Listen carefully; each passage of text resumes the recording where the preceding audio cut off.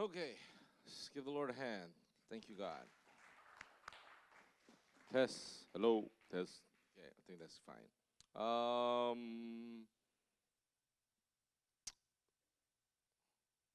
So I want to maybe I was thinking about Deacon Rose and Deacon Christian. You know, I spoke about them a little bit yesterday. So some of our young people are here. I think I'm gonna finish a little. Because I was talking to them out there and I was telling them how Deacon Rose got promoted to assistant manager level, right, after 10 months.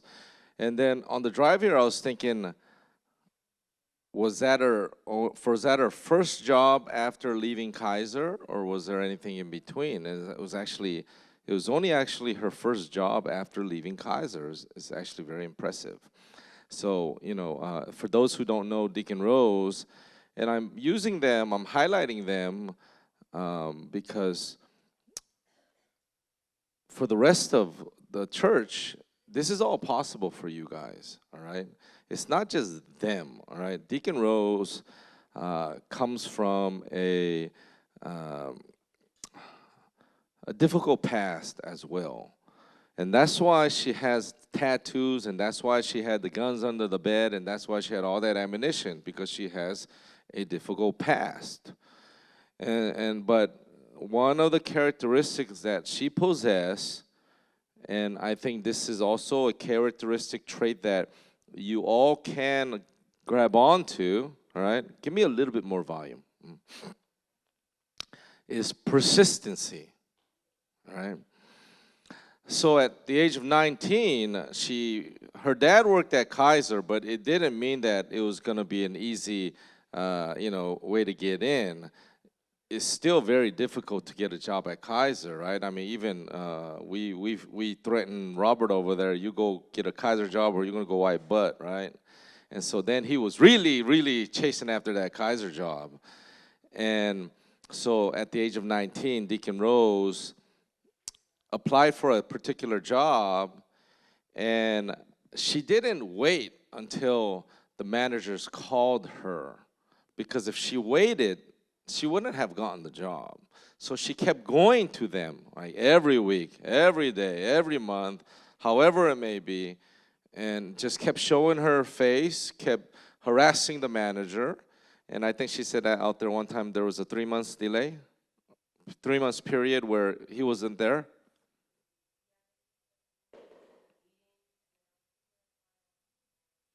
Right, so they just kept, brushing her off and say he's in a meeting, he's not busy. So most people would probably be discouraged and quit, right? But you see, you're either going to be on the majority or the minority, and the minority, what God is looking for within His children is, are you going to quit because you've been discouraged because they said no to you once, twice, maybe a few times? Some of you might be able to go a little bit longer, be rejected a little bit more, and hang in there, while some might only be able to be rejected a couple times, and you're like, put your head down and quit. That's the majority. That's the majority of the world too. All right, if you want to excel in life, not just regular life, but also excel in this spiritual war and within the kingdom of God, you better show some characteristics that's going to be required to make it into the promised land and sustain it. Okay, because we may, as a people, the majority might be able to get into the promised land, but the question will remain, can you sustain it, right? Can you hold on to it? So the majority, right, you might make a phone call, you might send an email, and then out of fear, out of lack of confidence, out of self, putting yourself down and saying negative things about yourself, and believing in that, you might quit pursuing something. So let's say in this case, a job, right? A job that is actually what looks out of reach. So she's going after this job at the age of 19 to be an anesthetic technician, right? It's and for most 19-year-olds, I mean maybe for all 19-year-olds, it's okay. For most, let's say the 99%, it's probably something very difficult and out of reach, right? And then you have a minority group. The people, the Facebook owners, the Google owners, the Amazon owners, Elon Musk, PayPal. He founded PayPal, sold it, and opened Tesla, right? He's got the spaceship company, right? They got billions now, more than like NASA. That's the minority. And so we have Deacon Rose here who's pursuing a job. And her attitude is, I'm going to get it until every avenue, every option is closed. I'm not going to just quit because someone said no, or because someone's brushing me off. Oh, I'm at a meeting. Oh, I'm too busy. I can't see you. Or they're not returning your phone call, right? And then what do most people do? They don't move on. They just go back to what's comfortable. All right, you go back to what's comfortable. And I don't want our people to do this anymore because it's very frustrating for me. All right, because a lot of times our own people. Okay, when I say my own people, I'm talking about the church people, okay? God is trying to push you and elevate you to a level so that you will glorify Him. But if you're going to not refuse to go and refuse to push and refuse to take risk, right? Don't worry about it. Juicy's fine. She's wearing a t-shirt today. I'm Juicy. All right, so if you refuse to allow God to take you to a certain level, then what did our own senior pastor say? He'll find someone else. He's going to go get somebody else, all right? And you're going to watch your lives really go nowhere, and you're going to watch somebody like Deacon Rose and Christian, who's only been here a couple years, excel, right? Excel. And then you're going to wonder what's going on. It's because we're not taking the risk. Now, when I say risk, I don't mean for you to calculate and say, should I take this risk? If God says go, you need to go, right? With a full determination and energy, without keep looking back, without doubts, without asking the same question over and over. Just do your job, right? Just do your job. And so she got that job at Kaiser. How long did it take pushing that manager?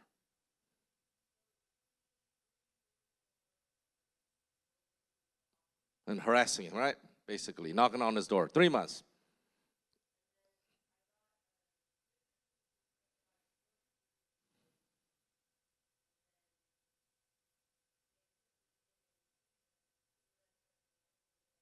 Right. You see? Okay, good. See, when what she wanted, she went after it. Okay? That's like me. I'm that kind of guy, right? I don't take no. I'm going to find a way to get to my destination, all right? If it's a job, all right, when I get a job, when I used to work, I get a job. When I worked at Intel, other places, once I'm in, I'm always thinking, how do I get paid more? All right, how am I going to get paid more? I'm always thinking, okay? And so I do my work though, okay? When whatever is work given to me, I take care of it. I don't mess around. I don't beat around the bush. I take care of business, and a lot of times I finish a lot earlier. I got extra time, but I'm always thinking to excel. Okay, excel to another position, excel to make more money. Okay, that's my personality. I'm just always, especially where you're started at the starting positions, entry levels, starting salaries, that's not going to be enough for you guys. All right, you have to think and position to excel. Do you understand this? And how do you do that? You have to be of value to them. You have to keep learning something. You have to be on time to work. All right? It's really sad when I find out people in my own church are constantly late to their work. And I find out. Don't think I find out? Then some people might get fired because they're late. How can you get fired for being late? It's so easy. God's watching every single one of you, as I keep telling everybody. Right? I give people assignments, small assignments, big assignments. I give people errands, and God is watching everybody to see how you perform, how effective you are, how efficient you are, how thorough you are. Do you put effort in? Do you even care? God's looking at all of that. So he can position you later in the future. If you don't want responsibility, don't think you're going to get some kind of high position in the future. Right? High position in the future comes with a lot of responsibility. You have to take care of people. You have to learn how to take care of the books. You have to learn how to take care of operations, right? It's just not having fun and then let somebody else do it all. You have to learn. If you're placed in a job and in a business, for me, see, this is how I think, all right? When I used to go work for 9 to 5 and go work for other people, and I get placed in a business, I don't just learn what they tell me to do and then refuse to touch anything else because I don't want the extra work. I'm not afraid, all right, to be given more work because I'm lazy. I'm not lazy. But people who are lazy might be afraid to be given extra work, right? That's why people don't want the work. No, don't give that to me. Because you're lazy. All right, I take the work. You know why? I want to learn everything in that business. See, if I learn everything in that business, they need me, right? They need me. And if I know something somebody else don't know, then I'm going to be placed above them. And then they're going to pay me, all right, to help them run their business. All right, when I worked at Intel, they started me, this is 1998, and I had a problem with my mom, and I moved out. I needed a job. I called the temp agency. They said, we could put you in Intel, $15 an hour, all right, 1998. And accounts payable clerk, okay, just pay the bills. Pay the bills. That's it. Accounts payable. So I'm paying their bills for, other people billing them. And there's cubicles. You know those cubicles, right? So there's other temp agents, temp workers are all working in the cubicles. They've been there for like 1-2 years. They never got a raise. I got there in 3 months, and I'm calling them, I need a raise. You know why I say I need a raise? Because I understand the market. I understood there was a demand of workers, and there were a shortage of workers. And so I know they're going to be willing to pay me more, but I have to show them I can work, right? So 3 months, I'm working. It's easy stuff. I get to work on time. Everybody's dragging. I don't know why they're dragging. And so in 3 months, I call them out. Can you give me a raise? No. Well, I want a raise. $1, please. Give me a raise. So I just harass them. Give me a raise. So they're like, oh, and so they don't want me to leave because somebody else will take me, right? The market the market is short of workers, like today. They give me $1, $16 after 3 months. 3 months later comes, hello, I need a raise. They don't like me. Then I get to know my fellow workers who are the temp agency. Hey, how are you doing? I say, have you asked for a raise? They go, no, you can ask for a raise? Yeah. How long you been here? 1 year. 1 year? Little Chinese lady, right? She's like, are you sure we can ask for a raise? I got all of them to call for a raise. The temp agency was furious at me, right? And they all got happy, like, yeah, we finally got $1 raise, right? 6 months I called a raise, right? And then after a few months later, I got the lead position, right? I started running all of them. They were there a lot longer than me. And so wherever I go, I don't have an attitude or a mindset, I don't want more. I don't want more work. The problem today with people, okay, and the problem I see with many Christians, including people in my own church, you're still self-absorbed with yourselves. When I say you're stuck in a box, that means you're self-absorbed with yourself. You know what that means? It means you care too much about your own comfort. Everything, your thinking process, your actions, your decision is based on my throne. See, you got your own little throne, right? And sometimes none of you want to move out of your throne. You just want to sit there all day. And you just want someone to give you a bunch of money, or you want everything done for you. It ain't going to happen that way. All right? I want people to be diligent. All right? If you want God's power, if you want God's anointing, you can come here and pray, you can go home and pray, and you can know a lot of Bible. That's the foundation you do need to know, yes. But if that's all you do, then you're going to end up a religious Pharisee. All right? You know, our friend Daniel, who don't come here anymore, Daniel Gonzalez, not Daniel Mata.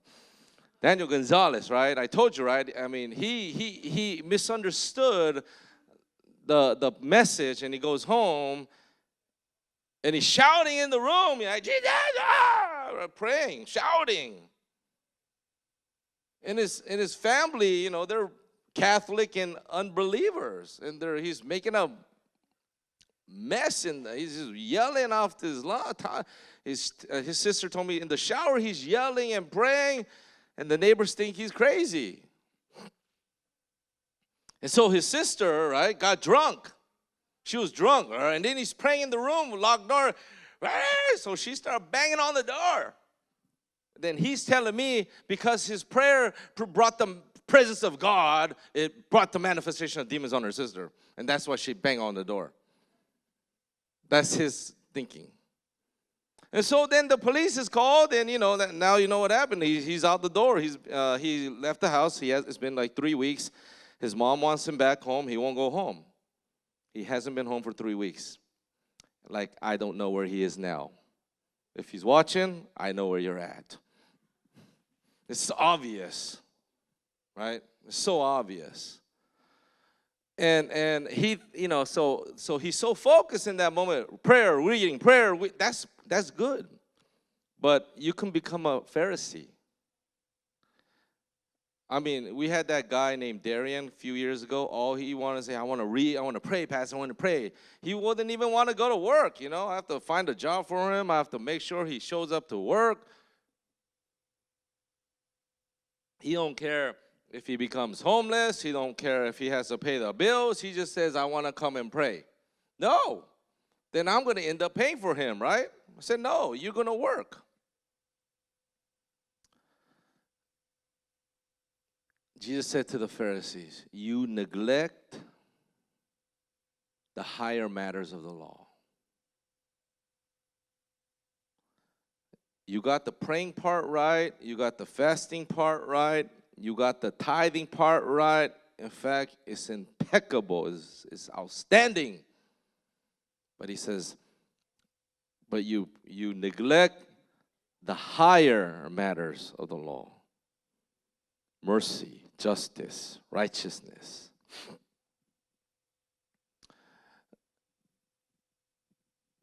If you're going to glorify God,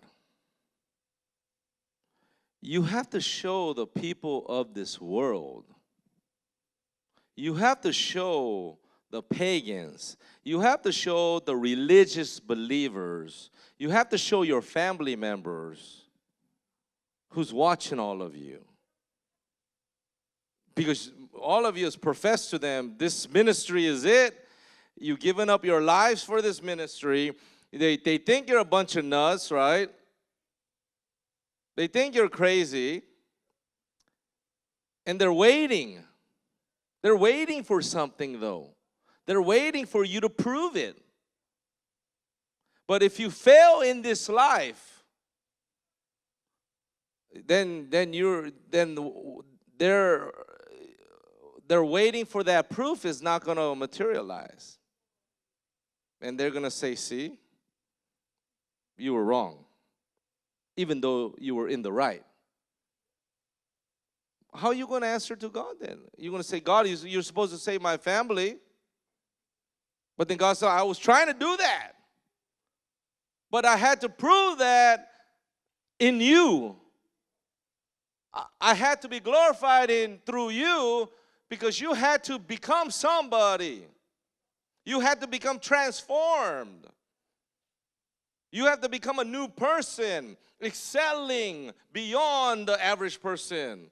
Then they're going to look at it and say, whoa, there is a God. But if we're not gonna go anywhere and you just want to sit here for a cruise till you die, then I don't think your prayers are going to get answered. All right? Because God requires a lot more. God has a higher expectation on this church. Not just the pastors, everybody that is sitting in this church, God has a very high expectation on all of you. All right?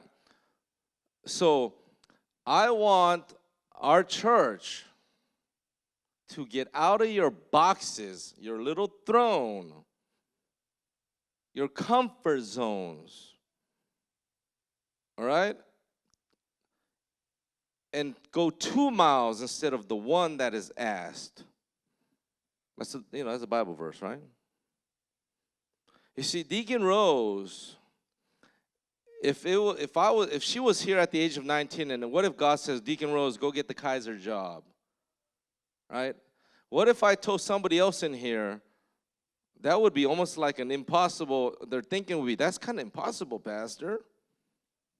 But yet we have someone who actually proved it, right? But if she was here at the age of 19 and God says, tell Rose to go get a job at Kaiser, she would have got it.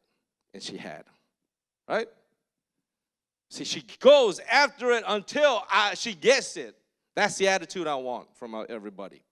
If God tells you to go, you go until you get. Don't just, see, you look at an obstacle and you go back to your old ways, which is you look at the obstacle. Now, the obstacle could be a negative word. Maybe a negative word that's resonating since your childhood, right? Your dad, your mom might have said, oh, you're no good, you can't do it. You know, you just got to get off that wagon already. Why you keep listening to a past voice that has no power when there's a new voice now, the Father God saying you can do all things through Him now? Right? We say that, but you don't let it sit in your heart, and then we keep going after what's already rooted in your heart from the past. Negative words. I want you to pray. It's not just about, okay, God, give me persistency, God. You can pray that, and you need to, but you got to put it in play. Okay? You got to put it in action.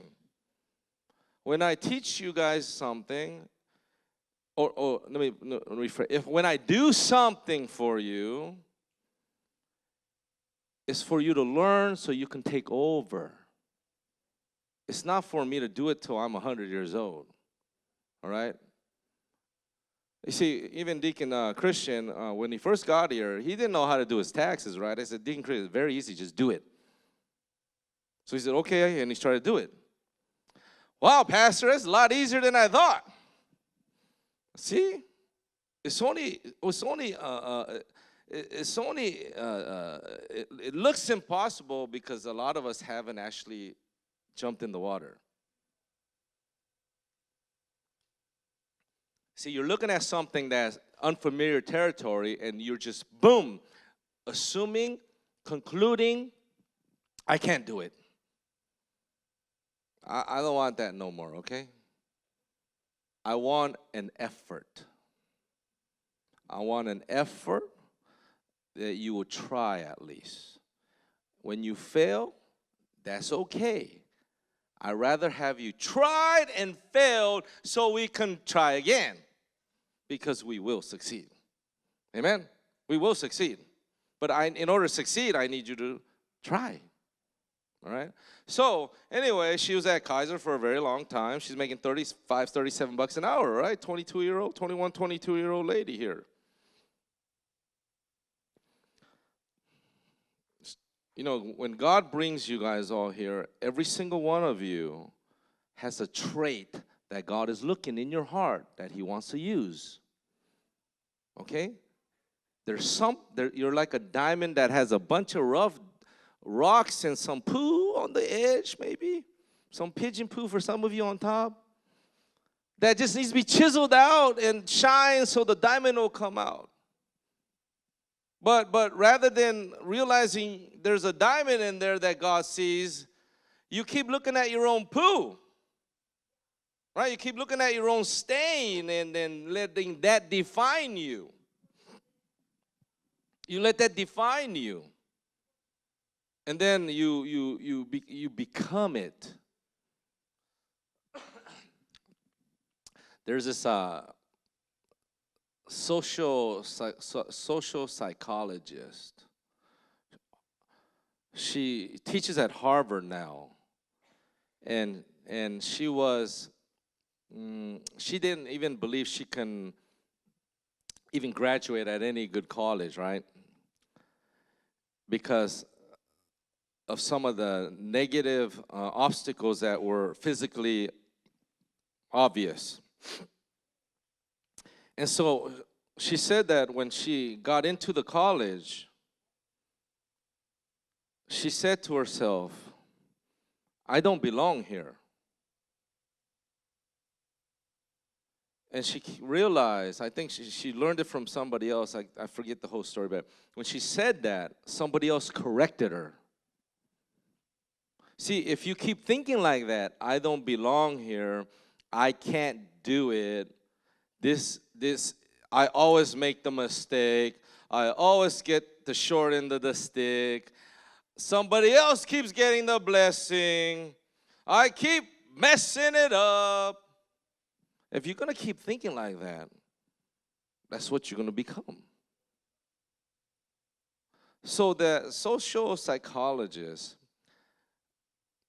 she said that a lot of women in college, when they get into an Ivy League school because of a special program and it becomes really difficult, they start saying to themselves, oh, I don't belong here, right? I don't qualify. I don't belong here. And so she was taught to change her thinking. And I need you to change your thinking. So, and she teaches this throughout the world in business seminars. And her main theme is this: fake it until you become it. All right? You don't think you're a business person? No, you start thinking you're a business person. You act like a business person. You speak like a business person. You talk like a business person until you become one. How do you apply? So, on the physical sense, all right, whether a business person, okay, maybe you're not a business person. Maybe you're doing something else, right? Whatever you're doing. I'm going to be, maybe you're not the best worker in at the company. No, you're going to think like that. I'm going to be the best worker in the company. Right? You keep thinking, I'm going to be the best worker in the company. I'm going to become the CEO, in fact. I'm going to become the CEO of this company. You keep thinking and acting and working, putting that effort in, right? Every little thing, detailed. It's not like you don't care. You know what? It's not my problem. No, it is your problem. When you see, you know why I excelled in business and in my workplace? I made it my problem. There's a problem. Oh, it's not my money. It's not my problem. I'm going home. That's how, you guys shouldn't think like that. Typical lazy people think like that. I see a problem. I take it to the boss. Boss, there's a problem. We need to fix it, boss, because I work for this company and I care about this company. I care about your position, boss. So I'm willing to do the extra work so that you can look better, the company can do well, and then they're going to promote you. They're going to give you a raise because they see that you care, right? See, if we apply that spiritually, you may not be the most kindest person. You may not be the most self-disciplined person. Fake it till you become it then, all right? Because most Christians are a bunch of hypocrites anyway, right? All right, I'm going to be the most nicest person. Start faking it. Hi. Hallelujah. And then you keep doing it, you're going to become really nice. Right? Do you see that? You can actually use this application that the world has developed even to a spiritual application. All right, I'm going to become the most obedient person. Then everything that you instructed to you, do exactly as they want you to do, whether at work, school, church, if you're a child with the parents. If you have a disobedient problem, well, keep changing, keep obeying. Fake it then until you become it, right? So Deacon Rose, she's telling, because of her work schedule, it was very difficult. At that time, she was also worship leader. And so I told her, go ahead and quit. She gave up a Kaiser job, do you understand? $37 an hour at that time.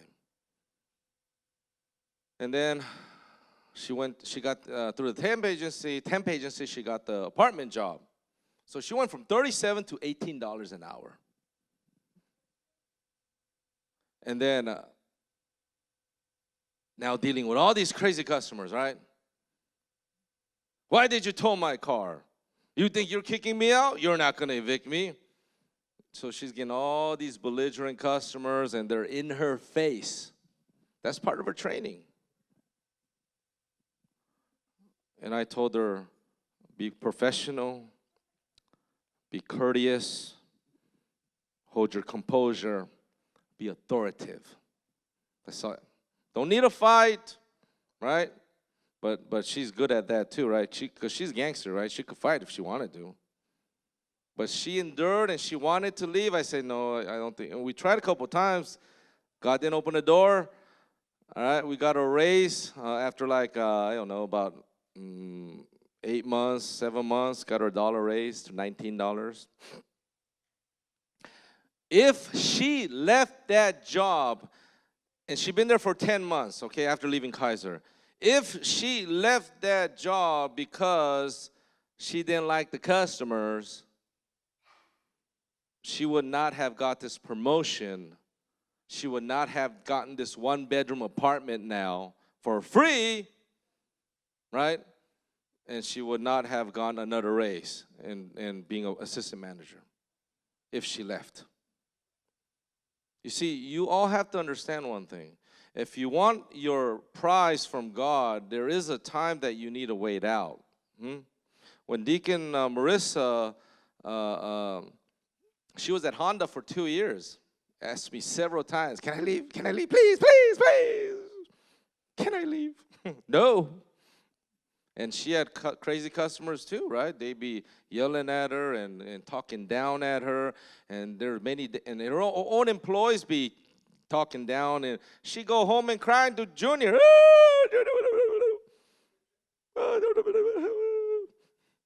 But no, you can't leave. And then when God prompted us, something opened up. She went from $14 to $14.50. And that second place was like heaven. It's quiet, it's professional. There's Starbucks, free Starbucks lunchtime. And she's like, I think I'm dreaming. And then a couple months after that, she got another job, makes more money now. Why? Because she endured that Honda, right? Hello, Juicy. So I want you guys to, all right, the problem with people, I got to finish up here, is that a lot of us are self-absorbed with ourselves. And what that means is you're not putting God first, or you're not God-centered, but you're actually self-centered. You're looking for a job, or your decision-making process or thinking process is based on what you want, your needs, your comfort, instead of what is right. Okay? And I want you guys to all start changing your thinking process and persistency. All right? If God doesn't give you things easy. Most of you have learned this by now, right? You got to fight for it. And you need that persistency, okay? And God's going to let you get rejected.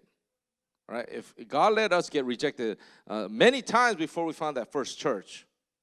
What if we said, forget it? I don't think it's going to work. Then you wouldn't be sitting here with us. But because my wife and I, we refused. Okay? Because God already spoken to us. Go get a church building. Go get your church license.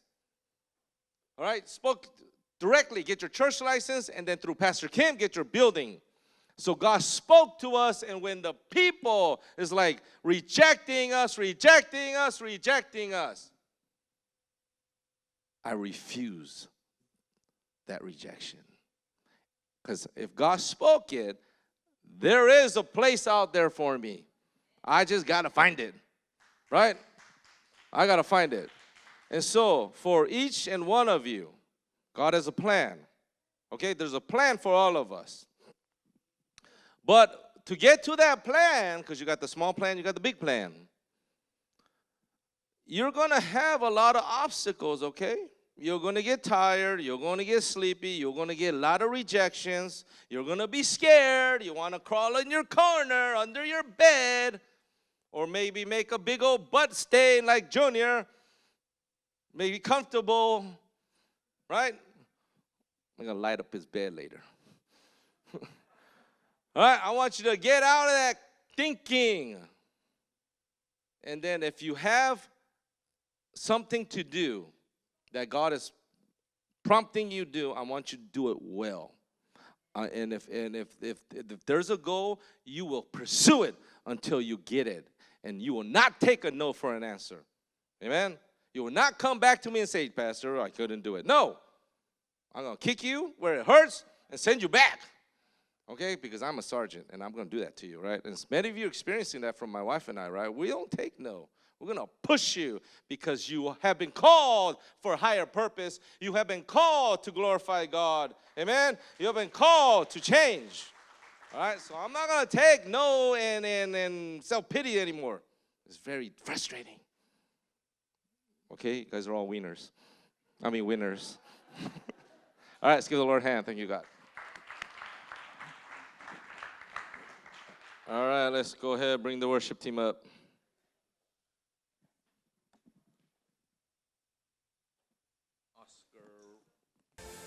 집사님들만, 권사님들하고 올라가세요. 아멘.